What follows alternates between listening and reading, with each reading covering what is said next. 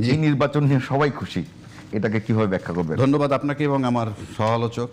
তার আগে একটু কথা বলেন, আপনি বলছিলেন যে সরকারের সামনে চ্যালেঞ্জ কি? চ্যালেঞ্জ কি কি ও প্রশ্নটা ছিল। হ্যাঁ, আমি ব্যক্তিগতভাবে যেটা দেখছি, তারেক রহমান সাহেব যখন দেশে ফিরে আসছেন একটা চাঙ্গা হয়েছে পরিস্থিতি তার পক্ষে, এবং যে পরিমাণ ভোট পড়ছে, ভোট সবাই ভালো পাইছে, এই আলোচনায় পরে আসি।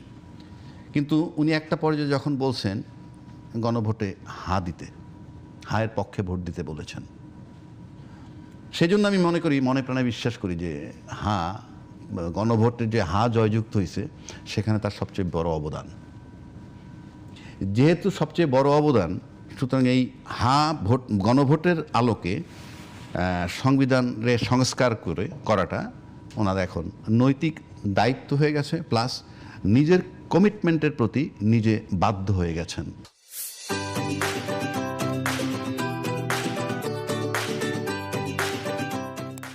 কি করবেন না করবেন সেটা তাদের ব্যাপার, কিন্তু উনি বলায় গণভোটটা এত ভোট পেয়ে পাশ করছে বলে আমি যদি ওখানে যাই তাহলে ওখানে একটু পরে আসতে যাচ্ছিলাম যে মানে এখন সবাই খুশি কেন এটা বলেন। হ্যাঁ বলতেছি, এটা বলতে তাহলে আমি এটাতে অন্য একটা প্রশ্ন আছে, সেটা প্রশ্ন করেন পরে।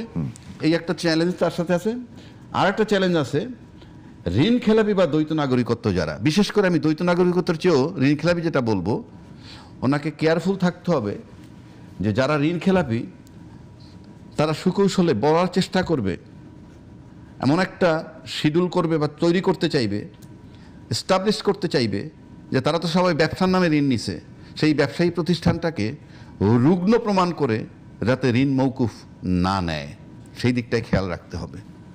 এগুলো তার সামনে চ্যালেঞ্জ, এগুলোর পার্শ্ব প্রতিক্রিয়া ভয়াবহ হবে। এইবার আসেন সবাই খুশি কেন, এইখানে আসেন সবাই খুশি কেন। আমি নিচের দিক দিয়ে সবাই খুশি হওয়া তো ভালো, সবাই খুশি হওয়া ভালো, সবাই খুশি হওয়া ভালো।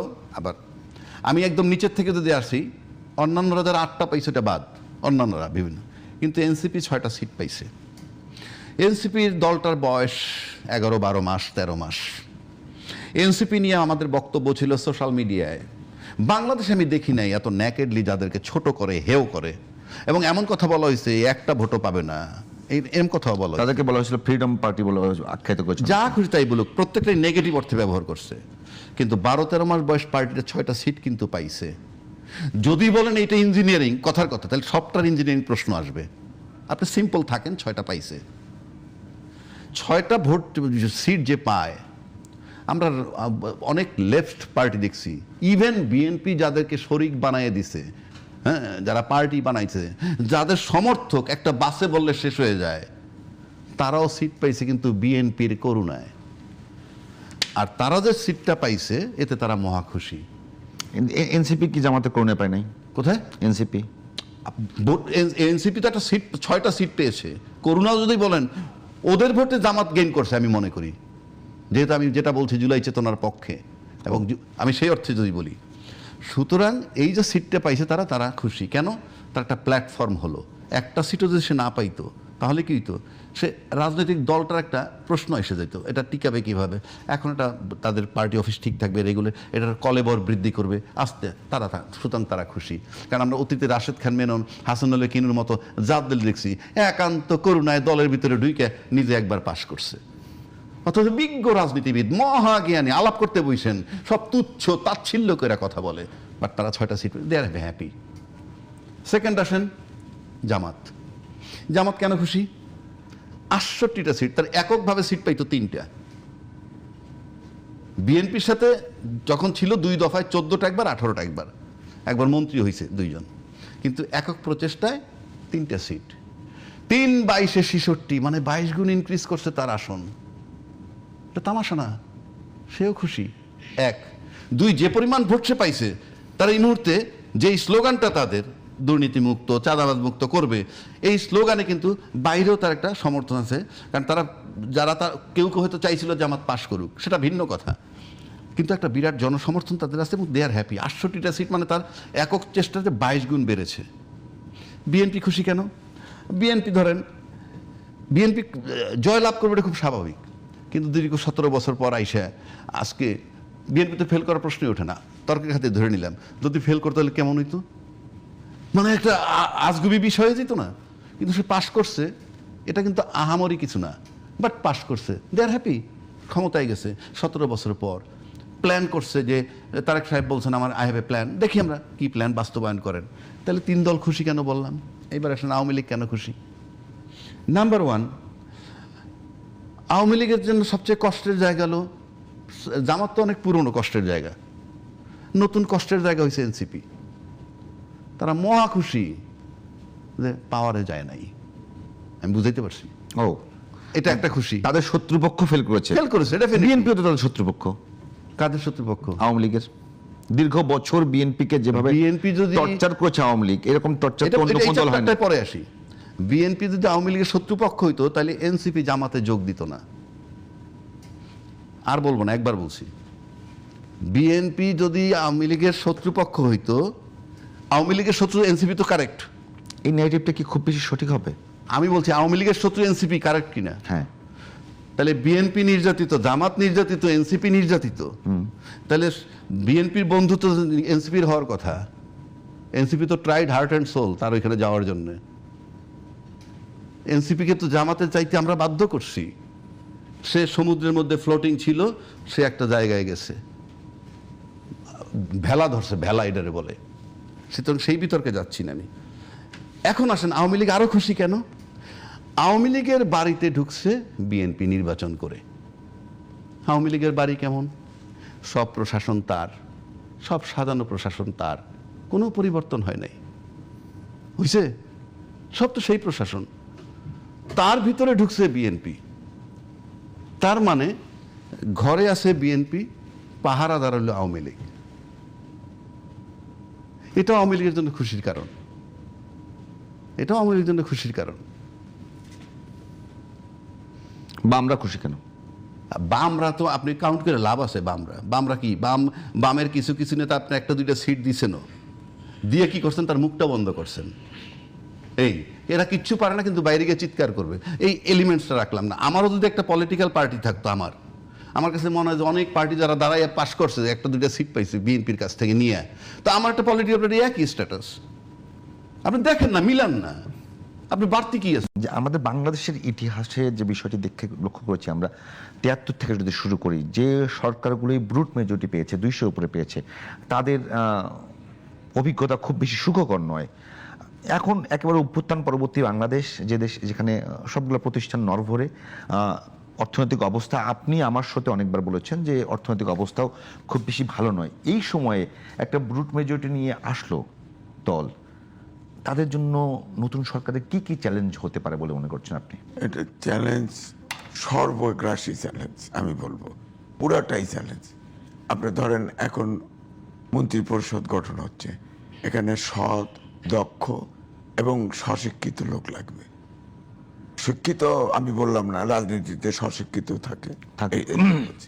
এখন এই ক্যাবিনেটের চেহারা দিলে কিন্তু বুঝবে। ধরেন 11 জন আপনার বলা হয় বিএনপির মধ্যে ব্যাংক ডিফল্টার আছে।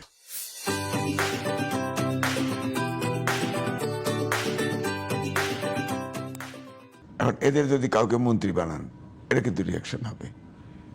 আর কিছু না হোক, জামাত কিন্তু এটা পেরেছে, বিএনপি একটা চাঁদাবাজের দল, এই লেভেলিংটা করতে পেরেছে। এর জন্য বিএনপির ভোট কমে গেছে এবং জামাতের ভোট ওই কারণেও কিছু বেড়েছে। যেমন রাজ্জাকি ভাই বলছে তরুণদের ভোট 4 কোটি ছিল, বলা হতো 4 কোটি 4.5 কোটি। এই ভোটটা এনসিপিকে নেওয়ার ফলে দুটো মেরুকরণ হয়ে গেছে। 4 কোটি ভোট পাইলে জামাত কিন্তু ক্ষমতায় চলে যেত, কারণ এনসিপির 30 জন জামাতে যাওয়ার ফলে ভোটের মেরুকরণ সূত্র কিন্তু পাল্টে গেছে। এবং আরেকটা এনসিপি ভেঙে আরেকটা দল হয়েছে, কিছু লোক রিজাইন করে চলে গেছে। সুতরাং এনসিপির ভিতরেও, তরুণদের ভিতরেও কিন্তু প্রতিক্রিয়া আছে যে এই এনসিপির 30 জন তারা নিজেদের নিরাপত্তার জন্যে বা পলিটিক্যাল স্বার্থের জন্যে চলে গেল, আমরা কোথায়? অভ্যুত্থানের লোকজন কোথায় গেল? দ্বিতীয়টা হচ্ছে আমাদের দেশে কিন্তু যাই বলেন পারিবারিক একটা মানে একটা ঐতিহ্য কাজ করে। ঐতিহ্য যতই বলেন এখনো কিন্তু আমরা ঐতিহ্য, পুরানো ঐতিহ্য কিন্তু আছে। সুতরাং এই যে তরুণরা সব একদিকে ভোট, তারপরে ধরেন সব পার্টিতে ফলোয়ার আছে, এই তরুণরাই বিভিন্ন পার্টিতে ফলোয়ার আছে, কম বেশি আছে তো সুতরাং তরুণদের ভোট এবারে আমার কাছে মনে হয়েছে এক বাক্সে পড়ে নাই। কিন্তু এই তরুণরা জামাতের সাথে যুক্ত হওয়ার ফলে যেটা হয়েছে, একটা অংশ যুক্ত হওয়ার ফলে তরুণরা একটা ব্র্যান্ড ভ্যালু ছিল, তরুণরা টিকে থাকলে এই সমাজে একটা প্রেশার গ্রুপ হিসেবে থাকতো, এই গ্রুপটা শেষ হয়ে গেল। আমার কাছে মনে হয় এটা আপনার আপনার অবজারভেশন। শোনেন, ইলেকশনের পরে 6 জন জিতছে তরুণদের, এটা নিয়েও কথা আছে, যাই হোক এগুলো আমি বলছি না। তারা অনেক কিছু নিয়ে আছে আসবে। আমি যেটা বলতেছি কি, ছোট ছোট দল আছে না অনেক, ওই দলের ভিতরে এই এনসিপি। একটা বিষয় একটু খেয়াল করেছেন কিনা যে এইবারই প্রথম নির্বাচনটা নিয়ে আমরা যেটা লক্ষ্য করেছি যে সবাই খুশি, মানে খুব বেশি বড় ধরনের অভিযোগ নাই। হ্যাঁ, যেগুলো অভিযোগ আছে সেগুলো নিয়ে বলছে যে আমরা নির্বাচন কমিশনে যাব, আমাদের আইনগত ব্যবস্থা নেব। যে এইবারই প্রথম নির্বাচনে জামাত ইসলাম খুব বেশি নেগেটিভ কথা বলেছে বলে ধারণা নাই। বিএনপি জয়লাভ করে তারা খুশি, সাথে আওয়ামী লীগ খুশি। বিএনপি জয়লাভ করেছে, বিএনপিও খুশি, আওয়ামী লীগও হাসে, বামরাও নাচে। আমার কথা হলো এইটা কেন? এটা হলো একটা ধারণা তৈরি হয়েছে, এই যে অমুক জায়গায় ভোট দিলে জান্নাত পাওয়া যাবে, ধর্মকে উলঙ্গভাবে ব্যবহার করা। আর আফগানিস্তানে 11 দলের নেতা যা ভিজিট করে আসছে, আফগানিস্তান থেকে আমাদের 2 জন এসে ভিজিট করে গেছে। মানুষ কিন্তু ভাবছে জামাত ক্ষমতায় যদি যায় তাহলে এটা আফগানিস্তান, তুরস্ক এই ধরনের কোনো হবে, দেশ হবে। তাহলে সেক্ষেত্রে আমার বাক ব্যক্তি স্বাধীনতা, গণতন্ত্র যেটা আকাঙ্ক্ষা, সেটা হয়তো নাও থাকতে পারে। কারণ রাজনীতিটা জামাত পরিষ্কার করতে পারে নাই কখনো। জামাত হলো, আমি ওটা বললাম জামাত করলো, কিন্তু আওয়ামী লীগের উল্লাসিত হওয়ার মতো কি ঘটনা? আমি বলছি এইটাই, আমি তো বললামই যে বিএনপি জিতছে, বিএনপি আওয়ামী লীগ অনেকগুলো অফিস খোলার আছে এবং সেখানে আওয়ামী লীগ নেতারা একটা অফিস খুলছে সেই পঞ্চগড়ে, দিনাজপুরে আওয়ামী লীগের নেতারা তাদের অফিস পরিদর্শন করেছে, এরকম কয়েকটা ঘটনা আছে। আমার কথা হচ্ছে আওয়ামী লীগ মনে করেছে তাদের এই অভ্যুত্থানের পরে 5 তারিখে যে পালিয়ে গেছে, এরপরে তো অ্যাক্টিভিটিস নিষিদ্ধ আছে। এটার থেকে মনে করে যে জামাত যদি আসতো ক্ষমতায় তাহলে তারা যে শাসনটা করতো, যেমন আওয়ামী লীগের কোনো স্পেস থাকতো না, আওয়ামী লীগ না, কারো জন্য স্পেস থাকতো না।